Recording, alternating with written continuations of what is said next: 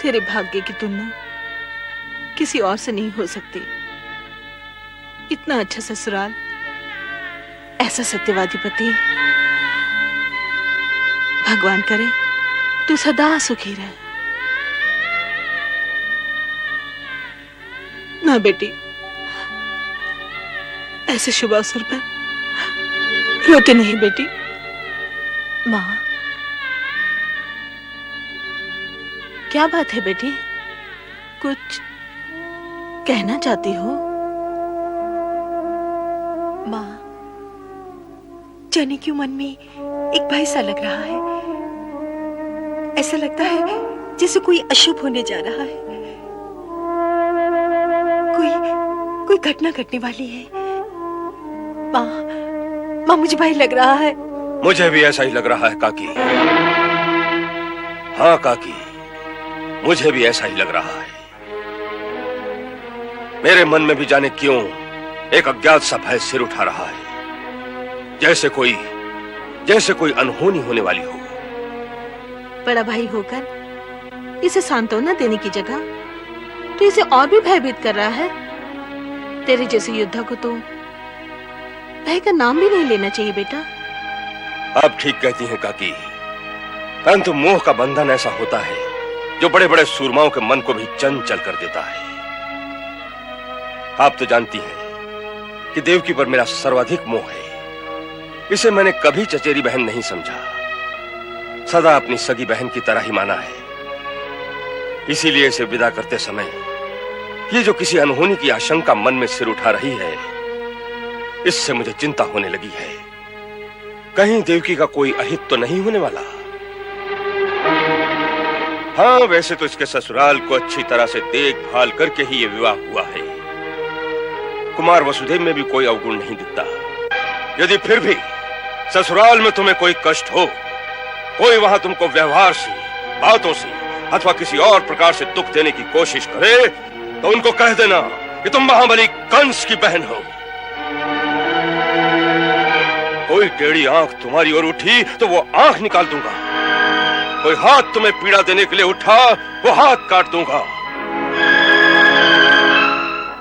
तुम्हें इसी बात की सांत्वना देने आया हूं कि तुम्हारे ससुराल में किसी का साहस नहीं हो सकता कि तुम्हारी ओर टेढ़ी आंख करके देखे।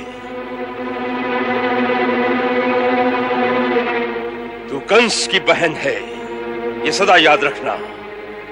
बस यही कहना था मुझे।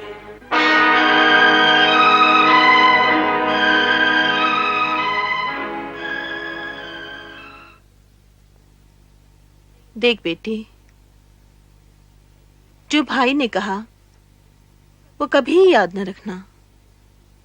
इससे न तू सुखी रहेगी, न तेरा ससुराल सुखी होगा, और न ही तेरा कभी घर बसेगा। ससुराल में जाना तो मैके को भूल जाना, क्योंकि अब वही तेरा घर है। उस घर में तेरे जाने से सुख की वृद्धि हो, यही तेरे जीवन का उद्देश्य होना चाहिए। वहां यदि कोई तेरे विपरीत भी हो, तेरा अहित चाहता हो, तो उसे भाई के जोर से नहीं, अपनी सेवा और स्नेह के जोर से अपने अधीन कर लेना। सेवा और स्नेह यही नारी जीवन के मूल आदर्श हैं। जो नारी आदर्श की इस सीढ़ी पर खड़ी होती है वही घर में सबसे ऊंची दिखती है, और उसी की वहां पूजा भी होती है। बेटी, मेरे ये विदा के वचन भूल न जाना। इन्हें माला बना के अपने गले में डाल लो बेटी। वचन विदा के मत जइयो रे, भुला के माला इनकी बना के लाड़ो ही से लगाए रखियो। हो वचन विदा के मत जइयो रे, भुला के माला इनकी बना के लाड़ो ही से लगाए रखियो।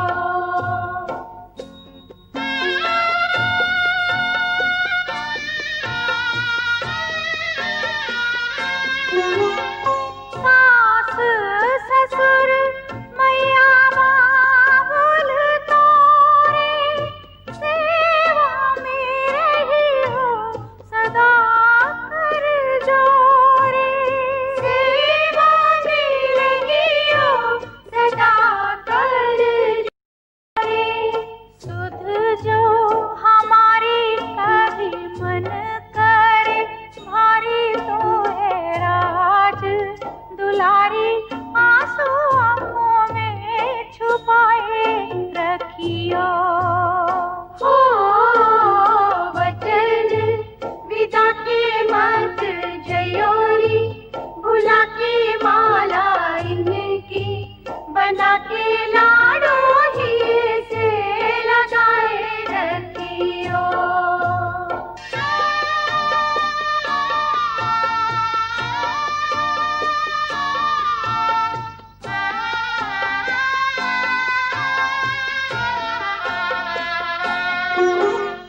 वहाँ किसी बात पे हट मत कीजो, मैं के सामान यहीं तज दीजो।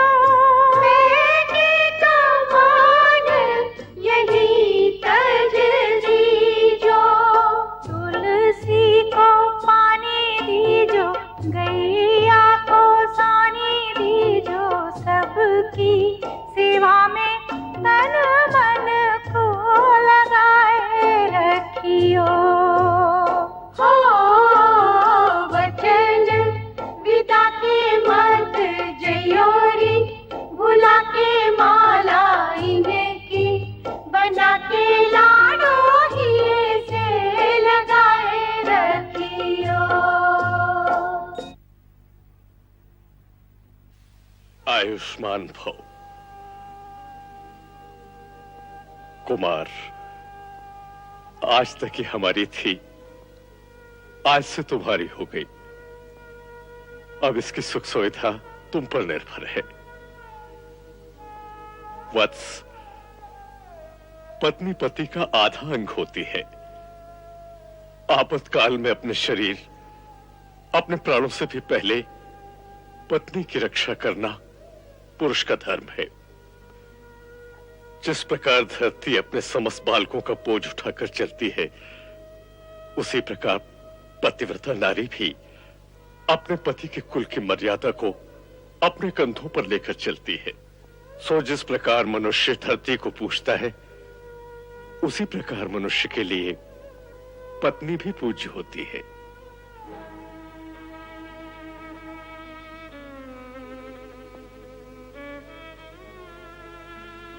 सदा सुखी रहो। कुमार वसुदेव, देव की मेरी सबसे प्यारी बहन है। मुझे केवल इतना विश्वास दिलाओ कि तुम्हारे घर में उसे कोई दुख नहीं पहुंचेगा। बड़े भैया, दुख और सुख तो मनुष्य को अपने कर्मों से मिलता है, परंतु मैं आपको यह वचन दे सकता हूं कि मेरे कारण देवी देवकी को कभी कोई कष्ट नहीं होगा। कुमार, तुम सत्यवादी हो। इसीलिए तुम्हारे वचन पर मैं विश्वास करता हूं।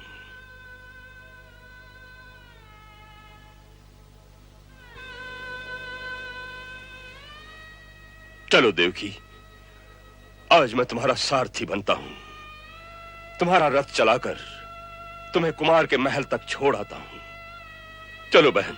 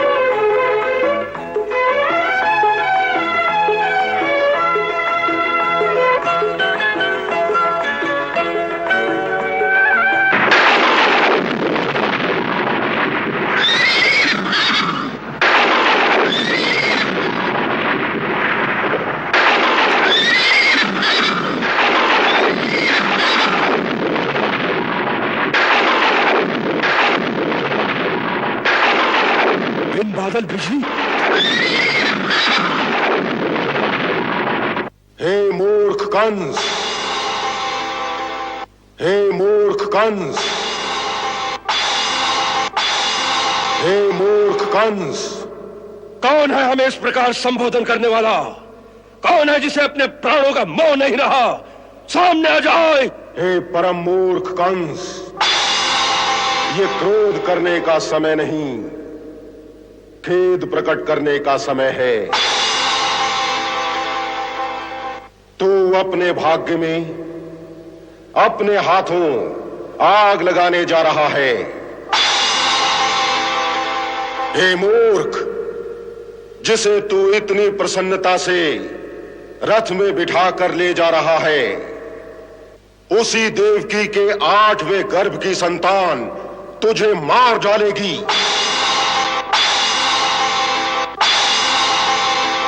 इसका 8वां गर्भ तेरा काल होगा, तेरा काल होगा, तुझे मार डालेगा। तेरा काल होगा, तुझे मार डालेगा। तेरा काल होगा।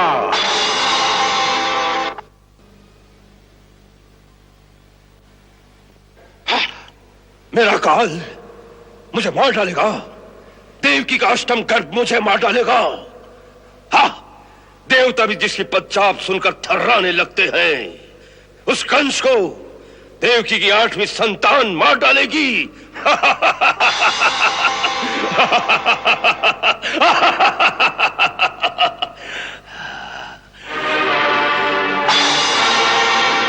मैं अपने मृत्यु के मूल कारण को ही ध्वस्त कर दूंगा। ना रहेगी देवकी, ना होगी उसकी 8वीं संतान।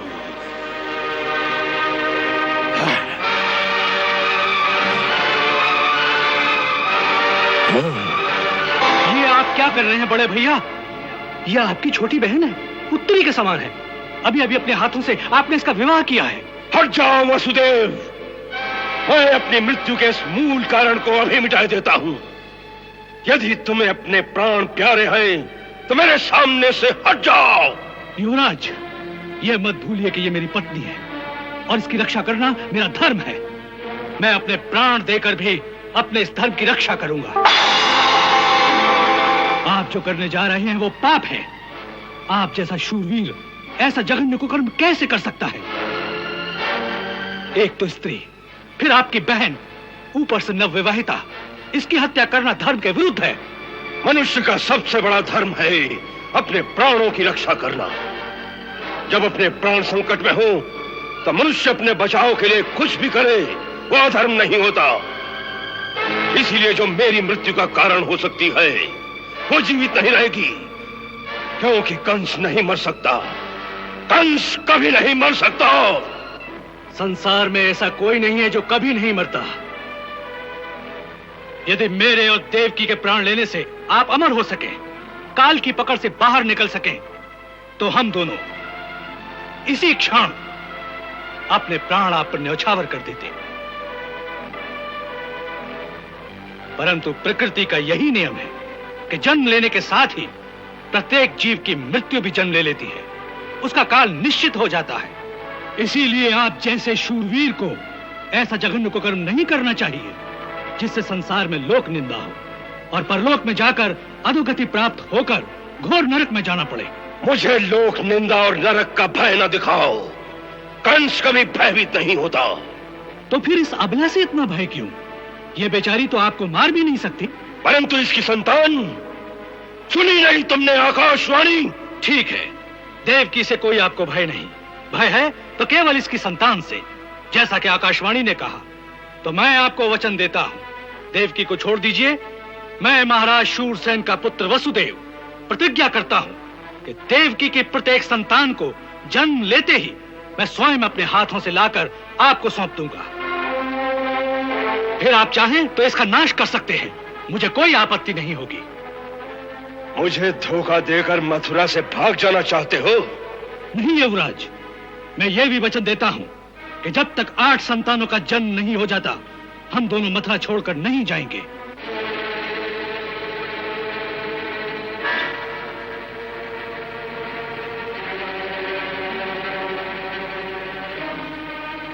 यदि आपको मेरे वचन पर विश्वास नहीं तो मुझे विवश होकर आपके सामने तलवार उठानी पड़ेगी। और मेरे तलवार उठाने का अर्थ है कि सारे वृषनिवंश की तलवारें उठ जाएंगी। फिर जिस एकता के लिए महर्षि गर्ग ने इस विवाह का प्रस्ताव रखा, वो एकता खंड खंड हो जाएगी। हमें इसका विश्वास कैसे हो कि तुम अपने वचन का पालन करोगे?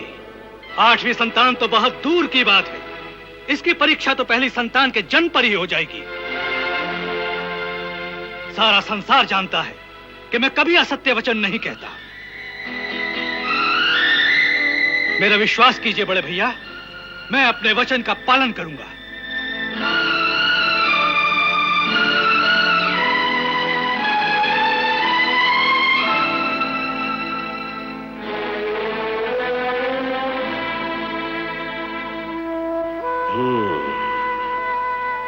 कुमार वसुदेव, यदि तुमने हमारे साथ विश्वासघात किया तो हम तुम्हारे समेत सारे वृषनिवंश का मूल नाश कर देंगे। और तुम जानते हो कि कंस में इतनी शक्ति है। सेना नायक। जी राजकुमार।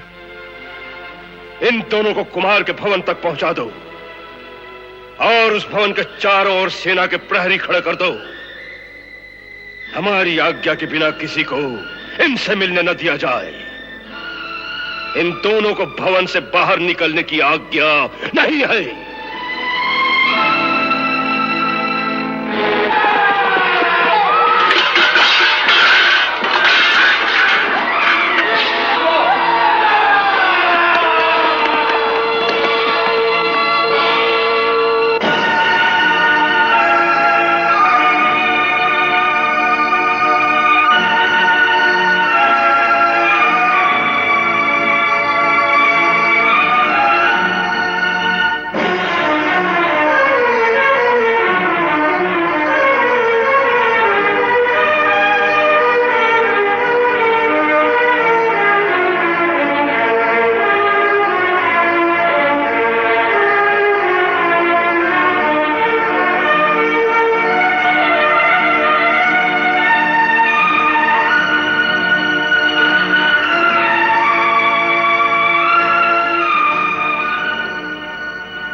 इस प्रासाद में अब कोई नहीं रहेगा। यह आज से बंदी गृह हो गया है। यदि किसी ने तुम्हारे पास छुप कर आने की चेष्टा की तो उसके प्राण कदापि नहीं बचेंगे। भागने की चेष्टा भूल कर भी न करना। चलो।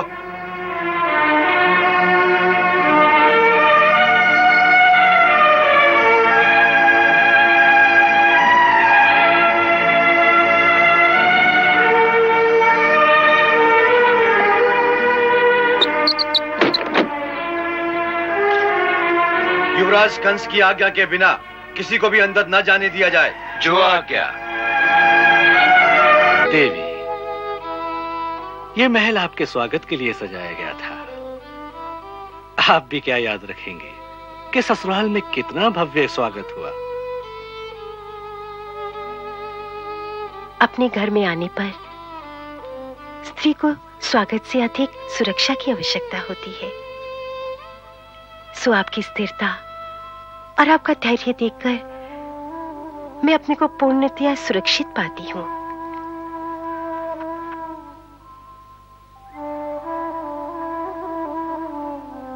आपके साहस, धैर्य और बुद्धि ने आज मेरे प्राणों की रक्षा की है। मेरा शेष जीवन तो आपका ऋणी हो गया। देवी, पति पत्नी के बीच ऋण का व्यापार नहीं होता। उनका सब कुछ तो एक दूसरे के लिए ही होता है।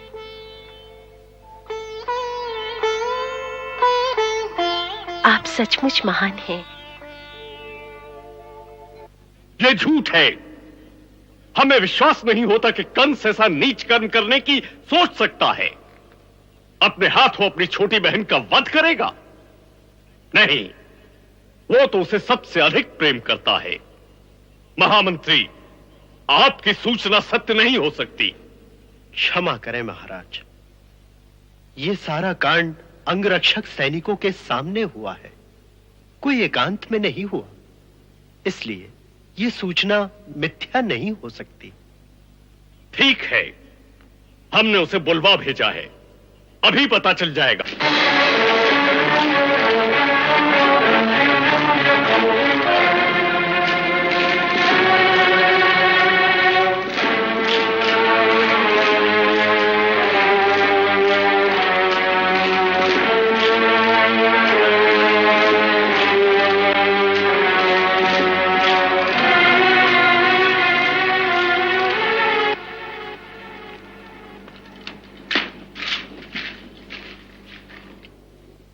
आपने मुझे बुलाया महाराज?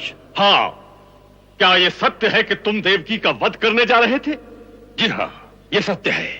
तुम्हें लज्जा नहीं आती इस बात को स्वीकार करते हुए? ऐसा महापाप कोई सोच भी नहीं सकता। एक स्त्री, फिर बहन, उस पर तलवार उठाते हुए तुम्हारे हाथ नहीं कांपे? धर्म का कोई विचार नहीं आया तुम्हें? सबसे बड़ा धर्म है अपने प्राणों की रक्षा करना। इसलिए यदि मुझे किसी से भी अपने प्राणों का भय होगा, चाहे वो स्त्री हो या बालक, उसका वध करना ही मेरा सबसे बड़ा धर्म है। ऐसे जघन्य पाप का केवल संकल्प करने पर हम तुम्हें प्राणदंड भी दे सकते हैं। हमारी दया और पितृस्नेह का अनुचित लाभ उठाने की चेष्टा कभी न करना। लाभ मैं नहीं उठा रहा हूं महाराज, मेरा लाभ आप उठा रहे हैं। आप जानते हैं कि जब तक कंस है तब तक मथुरा का राज्य सुरक्षित है। इसलिए हम तुम्हारी हर अनुचित बात मान लेंगे। नहीं कंस, ये तुम्हारी भूल है। हम राज्य को सुरक्षित रखना चाहते हैं, परंतु धर्म के राज्य को, पाप के राज्य को नहीं। जो शक्तिशाली होता है वो जो करता है वही धर्म होता है। इसलिए धर्म का राज्य क्या है और पाप का राज्य क्या है, इसका निर्णय वही करेगा जिसके पास शक्ति होगी। और इस समय शक्ति किसके पास है ये आप जानते हैं। हाँ, जानते हैं। शक्ति सदा राजा के ही पास होती है। तुम सेनापति अवश्य हो, परंतु मथुरा की सेना राजभक्त है, राजद्रोही नहीं। इसी शक्ति के भरोसे पर हम आज्ञा देते हैं कि देवकी और वसुदेव के महल के चारों ओर जो तुमने पहरा बिठा दिया है वो आज ही हटा दिया जाए। हम और कुछ तर्क सुनना नहीं चाहते।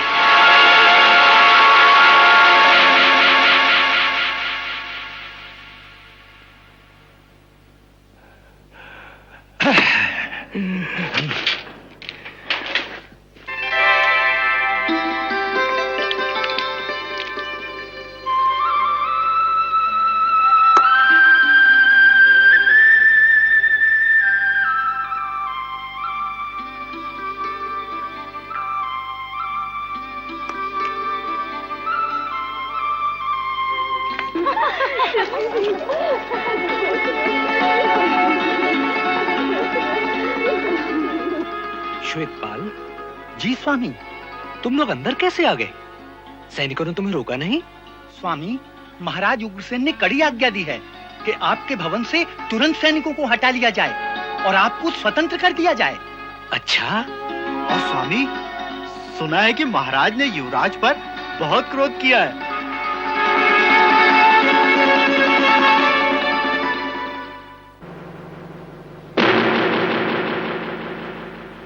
सबके सामने हमारे सेनापति का ऐसा अपमान, महाराज की इतनी हिम्मत क्या अक्रूर और सत्यक आदि के बलबूते पर हो गई है?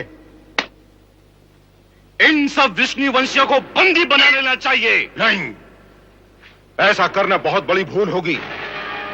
पहली बात तो ये याद रखनी चाहिए कि महाराज ने जो कहा था कि मथुरा की सेना राजभक्त है, और वो सत्य है। युवराज के निजी अंगरक्षकों के दस्ते के अलावा बाकी सेना महाराज के विरुद्ध कभी हमारा साथ नहीं देगी। तो फिर क्या हम सब चुपचाप अपमान सहते रहेंगे? हाँ हाँ युवराज, इस समय यही उचित है कि हम चुप रहें। इस बीच युवराज को कोई ऐसी युक्ति करनी चाहिए कि किसी दूसरे राज्य की सेना को किसी भी प्रकार से मथुरा ले आए। किसकी सेना? आपके दो मित्र हैं, महाराज बाणासुर और महाराज भौमासुर। वो किस समय काम में आएंगे? उनके राज्य की सीमा हमारे राज्य की सीमा से मिलती है। अब ये समय है उनसे सहायता मांगने का। चाणूर, तुम ठीक कह रहे हो। तुम्हारी बात विचारणीय है। हम कुछ ही दिनों में शिकार खेलने के बहाने मथुरा से कुछ दिनों के लिए बाहर चले जाएंगे और गुप्त रीति से बाणासुर और भौमासुर से मिलकर कोई योजना बनाएंगे।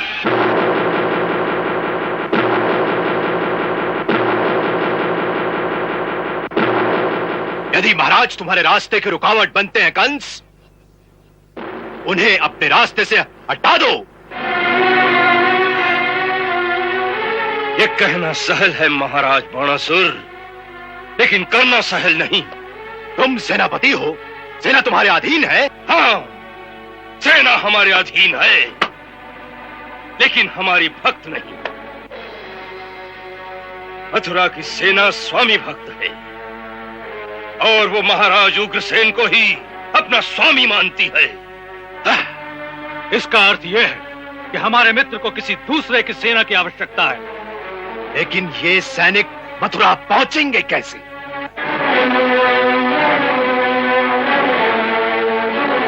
इसके लिए एक तरीका यह है कि हमारे सैनिक वेश बदलकर छोटी छोटी टुकड़ियों में मथुरा पहुंच जाएं और तुम्हारे उस महल के तहखाने में इकट्ठे हो जाएं।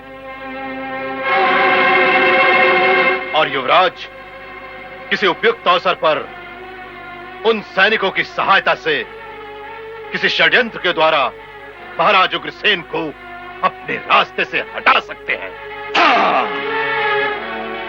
और एक बार महाराज उग्रसेन मेरे रास्ते से हट गए, फिर किसी को भी मेरे सामने